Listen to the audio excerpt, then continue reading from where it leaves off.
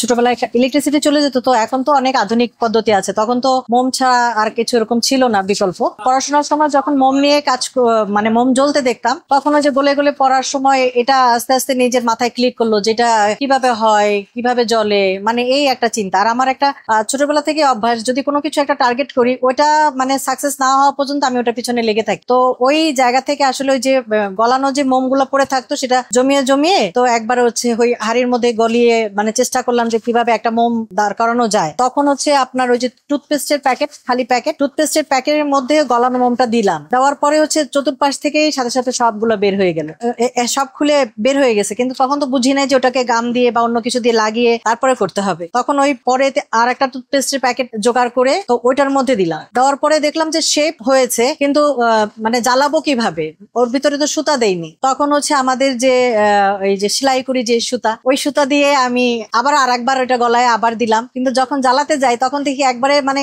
কাঠি দিয়ে ধরালেই একবারেই পুড়ে যায়। পরে রিসার্চ করে দেখলাম যে আসলে মোমের সুতাটা ওইটা না, অন্য সুতা। তো তখন আবার মোমের সুতা কিনে ওইটা দিয়ে মোমটা করলাম। তখন আবার মাথায় নতুন চিন্তা হলো যে টাকাটা আমার খরচ হলো, ইনভেস্ট হলো, এই টাকাটা তো আমাকে তুলতে হবে। তো এখন এই টাকাটা তোলার জন্য কি করতে হবে, পরে আমি এই ছোট ছোট করে আবার মোমগুলো বানিয়ে লোকাল যে আমাদের দোকানগুলো আছে কলেজের ফাঁকে ফাঁকে যে দোকানে গিয়ে স্যাম্পল দেখাতাম, তো ওনারা দেখে খুব পছন্দ করতো এবং আমি দেখতাম যে আমি যে প্রাইস বলতেছি তারা আমাকে সেই প্রাইসেই দিচ্ছ। তখন বুঝতে পারিনি, কারণ এগুলো তো আর বাংলাদেশে নাই, তখন একেবারেই সে অনেক আগের কথা। ওইখান থেকেই আর কি আমার বিজনেস, হাতের ইনকাম উঠে আসলো, ডাইজের ইনকাম উঠে আসলো, তারপরে মাথা ঠান্ডা। বাবার টার্গেট ছিল হচ্ছে সে রিটায়ারমেন্টের পরে কিছু করবে, সে সবসময় চিন্তা করতো এমন কিছু নিয়ে সে কাজ করবে যেটা বাংলাদেশে এখনো পর্যন্ত কারো কাছে নেই, এবং মহিলাদের, বিশেষ করে মহিলাদের প্রতিদিনের কাজে ব্যবহারযোগ্য এমন কোনো জিনিস। তো এইটা নিয়ে ভাবতে ভাবতে সে বের করলো যে আদা বাটা, রসুন বাটা, পেঁয়াজ বাটা, এটা প্রতিদিন রান্নার কাজে মহিলাদের লাগতেছে, কিন্তু এটা তখন পর্যন্ত বাংলাদেশে কোথাও কেউ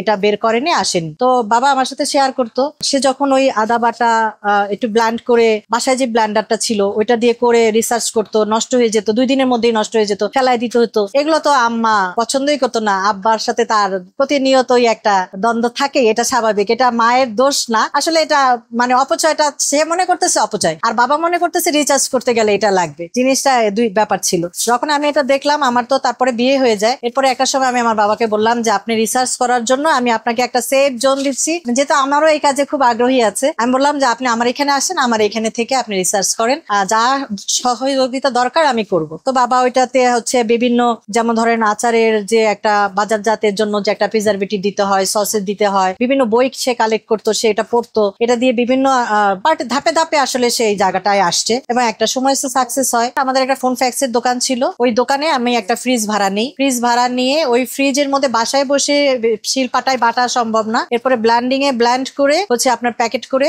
সিলগালা করে ওই মানে ফ্রিজ থেকে ওটা সেল করা হইতো ফোন ফ্যাক্সের দোকানে। প্রথম দিকে যখন ওই যে ফোনের দোকানে তো লোকজন তো পরিচিত, এবং পরিচিত লোকজনই তো ফোন ফ্যাক্সের দোকানে আসে, এবং ফটোকপি ছিল, ফটোকপি করতে আসে, তো ফ্রিজ দেখতো তো দোকানে, কারণ ফটোকপির দোকানে তো আর ফ্রিজ থাকে না। তো যে জিজ্ঞেস করতো, তো আমার যে ওয়ার্কার ছিল এবং আমার যে লাইফ পার্টনার ছিলেন, উনি দোকানে বসতেন, উনি প্রফেসর ছিলেন, কিন্তু উনি একটা বিকালের সময় বসতেন, উনি তখন ওনার পরিচিত লোকজনদেরকে বলতেন যে আমার কাছে নতুন প্রোডাক্ট আছে, যদি এটা আপনারা দেখতে চান। তো ওই সময় থেকেই আর কি সেলটা হতো এবং ভালো, এবং সবাই বাসায় নিয়ে বলতো যে খারাপ না। তবে পেঁয়াজ বাটাটার ডিমান্ডটা একটু কম ছিল, আদা বাটা, তখন থেকেই রসুন বাটা, এটা ডিমান্ড সবসময় ছিল, আগেও ছিল, এখনো আছে। যখন দেখলাম যে হ্যাঁ এটা মানুষ পিক করছে, তারপরে হচ্ছে আমরা সুপার শপের সাথে কন্ট্যাক্ট করলাম। প্রথমে আগরাতে দিলাম, আগরাতে দেওয়ার পর থেকে আগরা, মিনা বাজার, মেহেদি মার্ট, অনেক সুপার শপ ছিল। মানে ঢাকায় যত বড় বড় সুপার শপ আছে, আপনার সিএসডি থেকে শুরু করে এমন কোন সুপার শপ নাই যে একচেটি আমরা দাপায়া কাজ করিনি, এবং পায়োনিয়ার। এবং এটা অন রেকর্ড আমি বলতে পারবো, বাংলাদেশে আমরা প্রথম,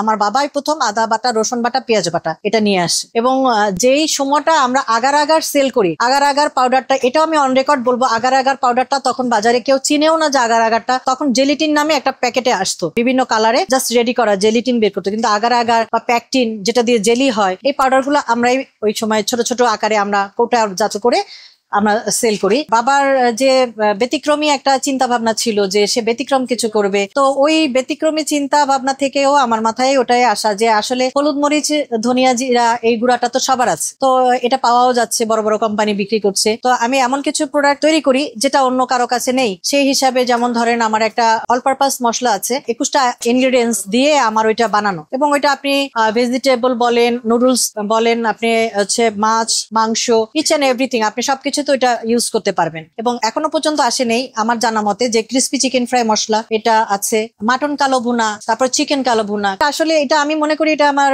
গড গিফটেড, কারণ আমার সবসময় একটা মাথার মধ্যে এটা ঘুরতে থাকে যে এই বছরে এটা করছি, এরপরে কি নিয়ে আসবো, নতুন কি নিয়ে আসবো, এবং কি নাই, কোনটা নাই, কোন মশলাটা হচ্ছে ঘরে ঘরে এখন মানুষের ডিমান্ড আছে বাট এটা বাজারে নাই, বা আমি কি নিয়ে আসতে পারি। আমার নিজস্ব তো একটা ইয়ে আছে যে আমি এটা, যেমন ধরেন হাঁস ভুনা, আপনি আবার মানে বলবেন যে হাঁস ভুনা এটা তো যেখানে হলুদ মরিচ দিয়ে দিলেই হয় না, প্রতিটা মশলারই একটা সিক্রেট থাকে যেটার জন্যই আপনার আলাদা টেস্টটা চলে আসে। আর 2019 সাল 20 সাল এমন গিয়েছিল যে আমি যদি বলি যে এরকম গ্রাউন্ড জিরো বলতে যেটা একেবারে বুঝায় সেটা হচ্ছে আমার বাসায় ভাতের চাল কেনার টাকা ছিল না, আমার বাচ্চাদের স্কুলের টিফিন দেবো সেই টিফিনের ক্ষমতা আমার ছিল না। সেইখান থেকে হ্যাঁ আমার অনেক কাছের বন্ধুরা, আমার অনেক শুভাকাঙ্ক্ষী, তারা আমাকে কিছু ফাইন্যান্সিয়াল সাপোর্ট দিয়েছে, সেখান থেকে একটু একটু একটু একটু একটু করে আমি আবার আসি। এবং আমার যেহেতু প্রোডাক্টের কোয়ালিটির সাথে আমি কখনোই কম্প্রোমাইজ করি নাই, কোয়ালিটি ঠিক রেখেছি। 2004 সালে বাবার সাথে বিজনেস, তারপরে 14 সালে পার্টনারের সাথে বিজনেস, তারপরে আবার যখন আমি প্রোপাইটারশিপে আসলাম, আমি এসএ লজিস্টিক স্বপ্নের এখন ব্র্যান্ড নিয়ে কাজ করছি। ইটস এ নট আ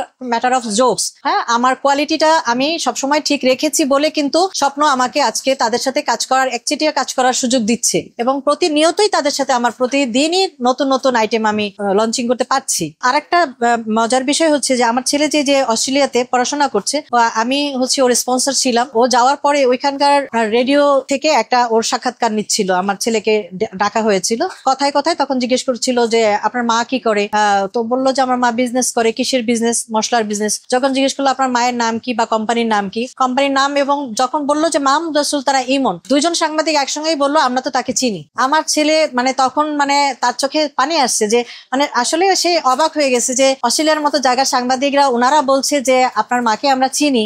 আমার ছেলে আমাকে পরে ফোন দিয়ে আমাকে বললো যে আমি জান আজকে আমার একটা ইন্টারভিউ ছিল, তোমার কথা বলাতে ওনারা বললো তোমাকে আমরা চিনি। তো আসলে এই মানে আগে থেকে তো একটু নিজের ক্যারিয়ারটাকে ধরে রাখার চেষ্টা করেছি, সেটা কোয়ালিটির দিক থেকে হোক, নিজের পার্সোনালিটির দিক থেকে হোক, যার কারণে আসলে আমাকে ওইভাবে বেগ পোয়াতে হয়নি। সত্যি কথা, বর্তমানে যে আমি যে বাসায় ভাড়া আছি, আমি বলি ভাইয়াকে মাঝে মাঝে, ভাইয়া আমি কিন্তু বাসা ছেড়ে দিব, এটার যদি না করে দেন। ভাইয়া বলে আপা কই যাবেন, থাকেন না, ভালোই তো আছেন। মানে এটা হচ্ছে আমার জন্য অনেক বড় পাওয়া।